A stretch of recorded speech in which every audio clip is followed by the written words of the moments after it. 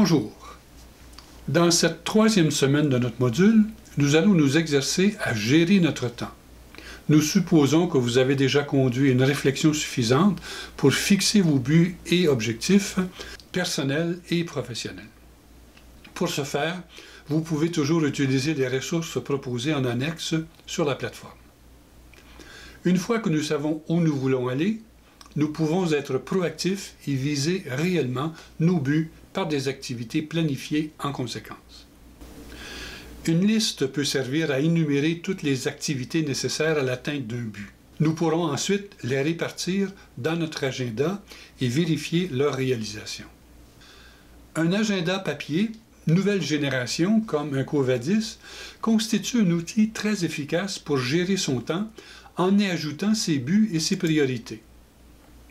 En plus de proposer un horaire à renseigner, ces nouveaux agendas contiennent des espaces dédiés aux priorités, aux objectifs visés et aux notes à ce sujet. Si un agenda de ce type n'est pas disponible, il est possible de se créer soi-même, avec un traitement texte, un modèle d'agenda qui répond à nos besoins. On peut y inscrire, avant de l'imprimer, des priorités, des tâches récurrentes et des rappels de principes ou de pensée. Un agenda de poche est très utile lorsqu'on est en déplacement. Par exemple, j'ai un agenda de poche qui me suit constamment et que j'utilise comme aide-mémoire lorsque je suis absent du bureau.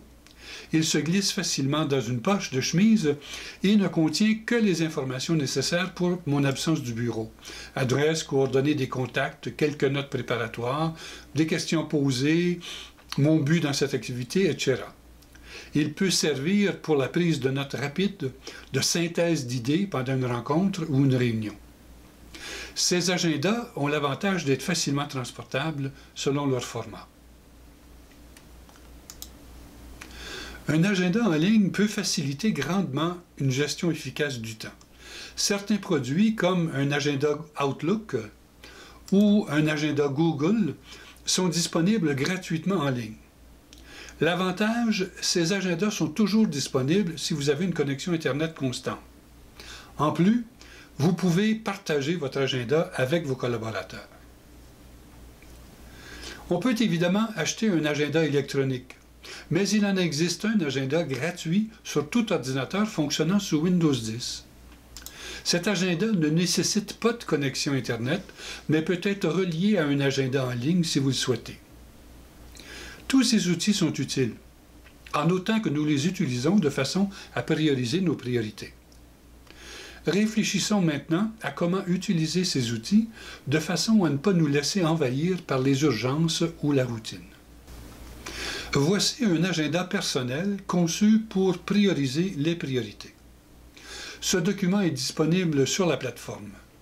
On suppose ici que la planification à long terme a été réalisée et que le gestionnaire a déjà réfléchi à sa mission et a déjà identifié ses rôles.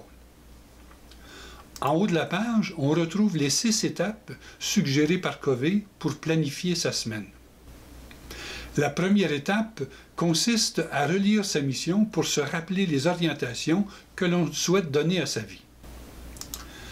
La deuxième étape consiste à se rappeler les divers rôles que nous choisissons de remplir. Certains de ces rôles concernent notre vie familiale, sociale ou spirituelle. Nous nous concentrerons ici sur les rôles professionnels. Dans cette simulation, le chef d'établissement a décidé de prioriser certaines de ses fonctions de direction. La première priorité listée est le développement professionnel. Notre rôle le plus important, c'est de développer nos compétences personnelles et professionnelles. Nos outils les plus précieux sont nos savoirs, nos savoir-faire et nos savoir-être. Ce dirigeant a décidé d'être proactif à ce sujet, d'identifier des priorités et de consacrer du temps en priorité à ce développement professionnel qui fait partie des activités du cadran 2, regroupant ce qui n'est pas urgent, mais très important. Cette semaine, le directeur a fixé comme priorité gérer son temps et prendre connaissance d'une nouvelle politique sur la correspondance. Pour s'assurer de bien gérer son temps, le chef d'établissement consacre du temps le lundi matin à la planification de sa semaine. C'est le moment de revoir ses priorités de la semaine et de les placer dans son agenda. De même, chaque matin, il consacre du temps à la préparation de sa journée pour s'assurer de se concentrer sur ses priorités. Pour acquérir une habitude à ce sujet, on peut également prendre quelques minutes chaque soir pour évaluer sa gestion du temps et de la journée. Il s'agit de comparer son emploi du temps réel avec celui qui a été planifié pour apprendre à mieux gérer ses activités. On peut également vérifier l'atteinte des objectifs visés et revoir sa planification pour le reste de la semaine au besoin. Ce retour peut être effectué à la fin de chaque journée de travail. Cette planification des priorités peut s'effectuer sur papier, mais on peut utiliser également un agenda électronique. Certains sont disponibles en ligne et nécessitent une connexion Internet assez performante. J'utilise personnellement Microsoft Outlook comme agenda de travail, car il peut combiner le courrier électronique, les contacts, les tâches et les activités de l'agenda. Mais ce logiciel n'est pas disponible pour tout le monde. Heureusement, Windows 10 propose un agenda électronique gratuit qui ne nécessite pas de connexion. Pour utiliser l'agenda intégré dans Windows 10, il faut cliquer sur le menu Démarrer, en bas et à gauche de l'écran, et ensuite sur l'application Calendrier. Le calendrier qui apparaît peut être vu par année, par mois, par semaine et chaque jour. Choisissons la vue de la semaine et refaisons le travail que nous avons fait dans l'agenda papier pour placer les activités concernant la gestion du temps. Pour placer les activités dans l'agenda, j'ai deux choix. Soit cliquer sur « Nouvel événement » dans la colonne de gauche, ou bien cliquer directement sur l'espace correspondant au moment où je veux créer cet événement. Si je clique le lundi matin à 7 heures pour créer un événement, je veux ici planifier ma semaine. Je souhaite que cette activité dure de 7h à 7h30. Le lieu n'est pas important. Comme c'est un événement que je veux répéter, je clique sur « Autres détails » et je clique sur « Répéter ». C'est quelque chose que je veux faire toutes les semaines, le lundi matin, jusqu'à la fin de l'année scolaire. Donc, si je clique maintenant sur « Enregistrer » fermé, la planification de ma semaine est enregistrée le lundi matin, mais elle est aussi enregistrée chaque lundi matin du mois. Si je reviens maintenant à ma planification par semaine, je peux répéter cette activité les autres jours de la semaine. Cette fois-ci, je planifie ma journée. De nouveau de 7h à 7h30, sans lieu. Et là aussi, c'est quelque chose que je veux répéter. Je vais répéter toutes les semaines, le mardi, mercredi, jeudi et vendredi, jusqu'à la fin de l'année scolaire. Et j'enregistre et je ferme. Et donc maintenant, dans mon agenda, ma planification de la journée est prévue jusqu'à la fin de l'année scolaire. J'ajoute maintenant le retour sur la gestion du temps de la journée à la fin de la journée.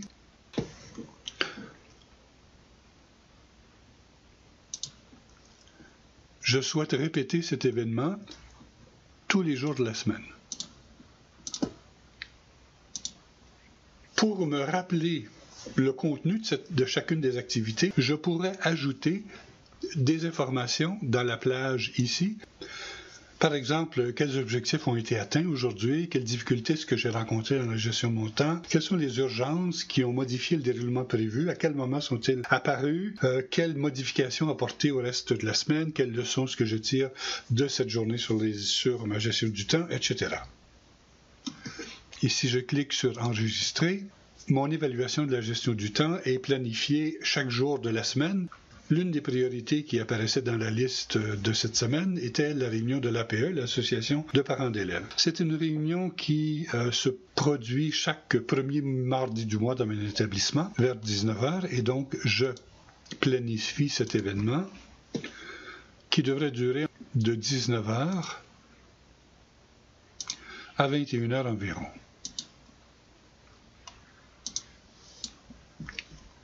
C'est un événement que je veux répéter chaque mois, le premier mardi du mois. J'enregistre et maintenant la réunion d'APE est planifiée le premier mardi de chaque mois d'ici la fin de l'année. Un événement important comme une réunion avec l'association des parents d'élèves doit être préparé et elle doit être assurée d'un suivi. Il faut donc suivre le principe APA, c'est-à-dire que tout événement important doit avoir un avant, un pendant et un après. Et donc je planifie maintenant pour le reste de l'année, si ce n'est déjà fait, une préparation de la réunion de l'APE. Dans mon établissement, la fin de l'avant-midi correspond habituellement à un moment assez calme. C'est à ce moment-là que je privilégie de réaliser des activités du cadran 2, c'est-à-dire des lectures, des réflexions, de la planification et de la préparation. Le mardi matin, vers 11 h, je planifie de préparer la réunion de l'APE. Je prévois une durée d'1 heure environ et je souhaite répéter cet événement tous les mois, le premier mardi du mois, et j'enregistre. À la suite de la réunion, je dois assurer un suivi. J'inclus à mon horaire, de nouveau dans cette période assez calme, le suivi de l'APE et que je planifie aussi répéter tous les mois le premier mercredi du mois. Et donc maintenant, j'ai accordé de l'importance à cette activité en lui assurant une préparation, sa réalisation et son suivi. Voilà quelques indications sur l'utilisation d'un agenda électronique pour planifier selon les priorités. Rappelons que le même résultat peut être atteint avec un agenda papier ou un agenda personnel. Durant les semaines précédentes, vous avez exploré quelques lois concernant la gestion du temps. Nous allons maintenant réfléchir à l'application concrète de ces lois dans l'organisation de notre agenda. Selon la loi de Murphy, nous devons être réalistes dans l'évaluation du temps à consacrer à une activité qui prend souvent plus de temps que l'on l'imaginait au départ. En conséquence, il faut prévoir suffisamment de temps pour réaliser chaque activité, notamment en fonction de sa complexité. Plutôt que de regrouper les activités l'une à la suite de l'autre, il vaut mieux prévoir du temps entre chaque activité. La loi de Carlson nous rappelle qu'un travail réalisé en continu prend moins de temps et d'énergie que lorsqu'il est réalisé en plusieurs fois. Il faut donc éviter les interruptions, les chronophages, les appels, les visites, notamment en planifiant des activités du cadran 2 pendant des plages de temps réservées lors des moments plus calmes de la journée. Des filtres peuvent aider à se concentrer, par exemple éteindre son téléphone, se retirer dans son bureau et fermer la porte, aviser ses collaborateurs d'éviter les interruptions pendant un certain temps, etc. Selon Parkinson, tout travail au sein d'une administration augmente jusqu'à occuper entièrement le temps qui lui est accordé. Il faut donc limiter le temps pour chaque activité, tout en accordant suffisamment de temps aux activités du cadran 2. Notre capacité d'attention n'est pas illimitée. Il est préférable de ne pas allonger une période de travail sur un sujet exigeant beaucoup de concentration, car la fatigue nous rend moins efficaces. Des périodes de repos sont essentielles, ou la division d'une tâche en plusieurs parties. Selon la loi de Pareto, environ 80% des effets sont le produit de 20% des causes. Pour nous habituer à nous concentrer sur les activités les plus productives, on peut, lors de son évaluation de la gestion du temps à la fin de chaque journée, identifier les activités qui ont contribué directement à l'atteinte de nos priorités. Logiquement, ces activités devraient en majorité entrer dans le cadre des activités du cadran 2. Selon le principe APA, toute activité importante mérite un avant, une préparation, un pendant, une réalisation et un après ou un suivi. Après avoir identifié quelques activités importantes dans son horaire, on peut vérifier si chacune a reçu une préparation et un suivi.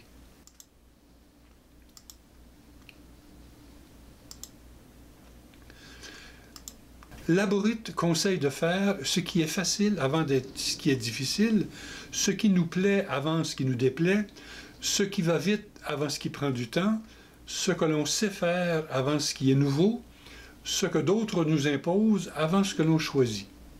Mes préférences personnelles me font faire ce qui est difficile avant ce qui est facile, ce qui me déplaît avant ce qui me plaît, ce qui prend du temps avant ce qui va vite, ce qui est nouveau avant ce que l'on sait, ce que je choisis avant ce que d'autres m'imposent, sauf évidemment les urgences et les obligations. De cette façon, j'affronte d'abord les difficultés et une fois les tâches moins intéressantes réalisées, je peux me reposer en réalisant des tâches plus faciles et plaisantes. C'est une façon d'éviter la procrastination. Cette méthodologie de la gestion du temps devrait nous aider à éviter les activités du cadran 3 et 4 qui grugent notre temps sans viser nos priorités. À la longue, les activités du cadran 2, préparation, planification, réflexion, approfondissement des relations, etc., favoriseront une réduction du temps consacré aux urgences qui sont souvent des activités importantes que l'on n'a pas prévues ou planifiées. Après toutes ces discussions, nous sommes maintenant prêts à appliquer ces savoirs, savoir-faire et savoir-être à la gestion du temps. Les prochaines activités vous donneront l'occasion de le faire. Bon travail!